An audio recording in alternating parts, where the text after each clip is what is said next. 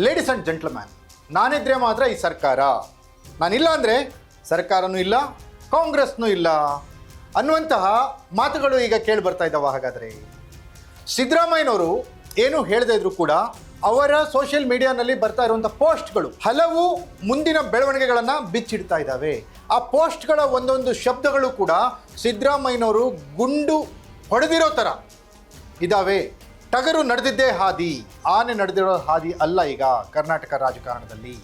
S, Siddaramaiah ಇದ್ದರೆ ಮಾತ್ರ ಸರ್ಕಾರ, ಸಿದ್ದರಾಮಯ್ಯ ಇಲ್ಲ ಅಂದರೆ ಸರ್ಕಾರವೂ ಇಲ್ಲ, ಕಾಂಗ್ರೆಸ್ಸು ಇಲ್ಲ. ಏನಿದು ಫೋಕಸ್ ಟುಡೇ ವಿಶೇಷ ಕಾರ್ಯಕ್ರಮ, ನೆಲ ಜಲ ಭಾಷೆಗಾಗಿ ಪ್ರಾಮಾಣಿಕ ಪತ್ರಿಕೋದ್ಯಮ. ನಾನು ಹೇಮಂತ್.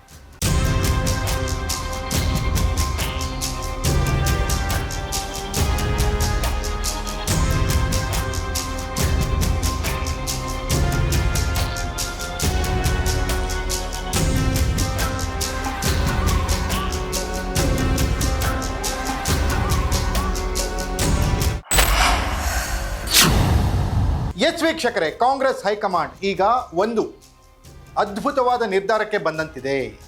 ಏನಿದೆ ಹೈಕಮಾಂಡ್ ಮನಸ್ಸಿನಲ್ಲಿ?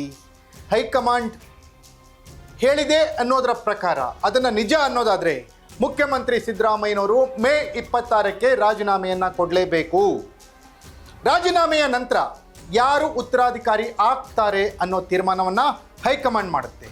ಈವಾಗಲೇ ಯಾರು ಕೂಡ ಅದರ ಉತ್ತರಾಧಿಕಾರಿ ಇದ್ದಾರೆ ಅಥವಾ ಇಲ್ಲ ಅನ್ನೋ ತೀರ್ಮಾನಕ್ಕೆ ಬಂದಿಲ್ಲ. ಡಿ ಕೆ ಶಿವಕುಮಾರ್ ಸಿದ್ದರಾಮಯ್ಯನವರ ನಂತರದ ಉತ್ತರಾಧಿಕಾರಿ ಅಂತ ಹೈಕಮಾಂಡ್ ಹೇಳ್ತಾ ಇಲ್ಲ. ಆದರೆ ಒಂದು ತೀರ್ಮಾನಕ್ಕೆ ಬಂದಿದೆ.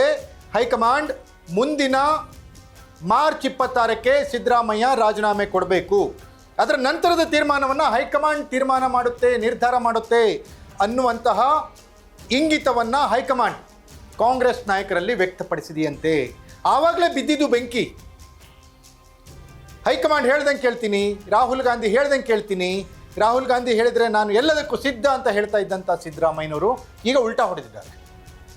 ಮೊದಲು 5 ವರ್ಷ ನಾನೇ CM, 5 ವರ್ಷ 2028ರವರೆಗೂ ನಾನೇ 5 ವರ್ಷಗಳನ್ನು ಪೂರೈಸ್ತೀನಿ, ಮಧ್ಯಂತರದಲ್ಲಿ ನಾಯಕತ್ವ ಬದಲಾವಣೆ ಇಲ್ಲವೇ ಇಲ್ಲ ಅಂತ ಕಡ್ಡಿ ತುಂಡಾಗೋ ಥರ ಹೇಳ್ತಾ ಇದ್ದಂಥ ಸಿದ್ದರಾಮಯ್ಯನವರು ಈ ನಡುವೆ ಯಾವಾಗ ಅಧಿಕಾರ ಹಸ್ತಾಂತರದ ಚರ್ಚೆ ಶುರುವಾಯಿತು ಆವಾಗ ಹೈಕಮಾಂಡ್ ಹೇಳ್ದಂಗೆ ಕೇಳ್ತೀನಿ, ರಾಹುಲ್ ಗಾಂಧಿ ಹೇಳ್ದಂಗೆ ಕೇಳ್ತೀನಿ, ರಾಹುಲ್ ಗಾಂಧಿ ರಾಜೀನಾಮೆ ಕೊಡಿದ್ರೆ ನಾನು ಕೊಡ್ತೀನಿ, ರಾಹುಲ್ ಗಾಂಧಿ ಹೇಳ್ದಂಗೆ ನಾನು ಕೇಳಬೇಕು, ಡಿ ಕೆ ಶಿವಕುಮಾರು ಕೇಳಬೇಕು ಅಂತಿದ್ರು.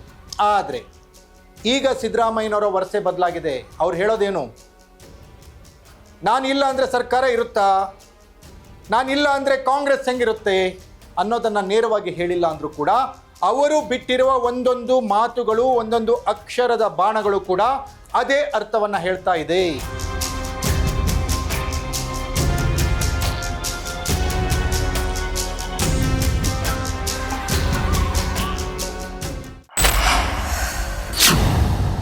ಎಸ್ ವೀಕ್ಷಕರೇ, ಸಿದ್ದರಾಮಯ್ಯನವರು ಬರೆದುಕೊಂಡಿರೋ ಪ್ರಕಾರ ಅದನ್ನು ನೋಡೋದಾದರೆ ಕಾಂಗ್ರೆಸ್ನಲ್ಲಿ ಸಂಚಲನ ಉಂಟಾಗ್ತಾ ಇದೆ, ಕಾಂಗ್ರೆಸ್ನಲ್ಲಿ ತಳಮಳ ಶುರುವಾಗ್ತಾ ಇದೆ.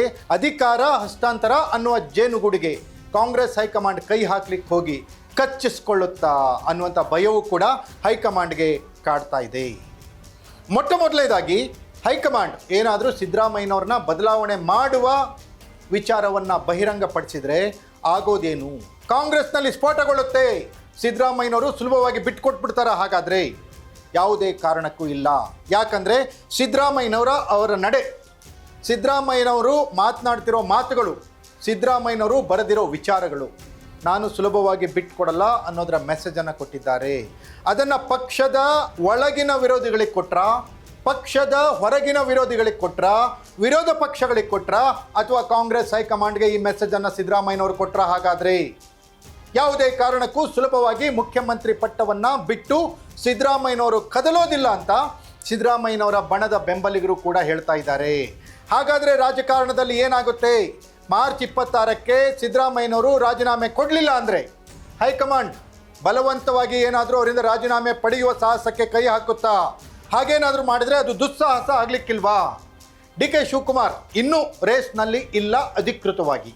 ಯಾಕಂದರೆ ಹೈಕಮಾಂಡ್ ಸಿದ್ದರಾಮಯ್ಯನವರ ಉತ್ತರಾಧಿಕಾರಿ ಯಾರು ಅನ್ನೋದನ್ನು ಇನ್ನೂ ಅನೌನ್ಸ್ ಮಾಡಿಲ್ಲ.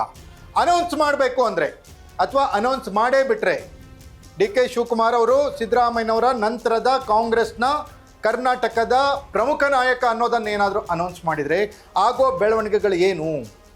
ಸಿದ್ದರಾಮಯ್ಯನವರು ಸುಮ್ಮನೆ ಒಪ್ಕೊಂಡ್ಬಿಡ್ತಾರಾ? ಡಿ ಕೆ ಶಿವಕುಮಾರ್ ಮುಖ್ಯಮಂತ್ರಿ ಆಗಲಿಕ್ಕೆ ಸಿದ್ದರಾಮಯ್ಯನವರು ಸಪೋರ್ಟ್ ಮಾಡ್ತಾರಾ? ಇಲ್ಲ ಅಂತಿವೆ ಕಾಂಗ್ರೆಸ್ನ ಮೂಲಗಳು.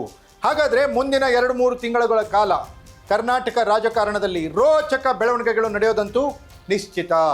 ಒಂದು ಕಡೆ BJP ಇರುವ ಡ್ಯಾಮೇಜನ್ನು ಕಂಟ್ರೋಲ್ ಮಾಡಿಕೊಂಡು ಮುಂದಿನ ದಿನಗಳಲ್ಲಿ, ಮುಂದಿನ ಚುನಾವಣೆಗಳಲ್ಲಿ ಹೇಗೆ ಪಕ್ಷವನ್ನು ಸಂಘಟಿಸಬೇಕು, ಹೇಗೆ ಅಧಿಕಾರಕ್ಕೆ ಬರಬೇಕು ಅನ್ನೋ ಲೆಕ್ಕಾಚಾರದಲ್ಲಿದ್ದರೆ, ಕಾಂಗ್ರೆಸ್ ಮತ್ತೊಂದು ಕಡೆ ಇರುವ ಅಧಿಕಾರವನ್ನು ಯಾವ ರೀತಿ ಕಳ್ಕೊಳ್ಳೋಕ್ಕೆ ನಾವು ಜಗಳಗಳನ್ನು ಮಾಡಬೇಕು, ಯಾವ ರೀತಿಯ ಅವಾಂತರಗಳನ್ನು ಮಾಡಬೇಕು, ಯಾವ ರೀತಿಯ ಭ್ರಷ್ಟಾಚಾರಗಳನ್ನು ಮಾಡಬೇಕು ಅನ್ನೋ ಲೆಕ್ಕಾಚಾರದಲ್ಲಿ ಕಂಡಂತೆ ಕಾಣ್ತಾ ಇದೆ. ಹಾಗಾದರೆ ಏನು ಈ ರಾಜಕೀಯ ಒಳಮರ್ಮಗಳು, ರಾಜಕೀಯ ಬೆಳವಣಿಗೆಗಳು ಯಾವ ದಿಕ್ಕಿನತ್ತ ಹೊರಡುತ್ತೆ? ಸಿದ್ದರಾಮಯ್ಯ ಮುಂದೆ ಯಾವ ಸ್ಟೆಪ್ ತಗೋತಾರೆ? ಡಿ ಕೆ ಶಿವಕುಮಾರ್ ಸಿದ್ದರಾಮಯ್ಯನವರ ತಂತ್ರಕ್ಕೆ ಯಾವ ರೀತಿ ಪ್ರತಿತಂತ್ರವನ್ನು ಹೆಣಿತಾರೆ ಅನ್ನೋದನ್ನು ಕಾದು ನೋಡಬೇಕಿದೆ. ಇದಾಗಿತ್ತು ಇವತ್ತಿನ ಫೋಕಸ್ ಟುಡೇ. ನೆಲ ಜಲ ಭಾಷೆಗಾಗಿ ನೋಡ್ತಾ ಇರಿ ಫೋಕಸ್ ಟಿವಿ.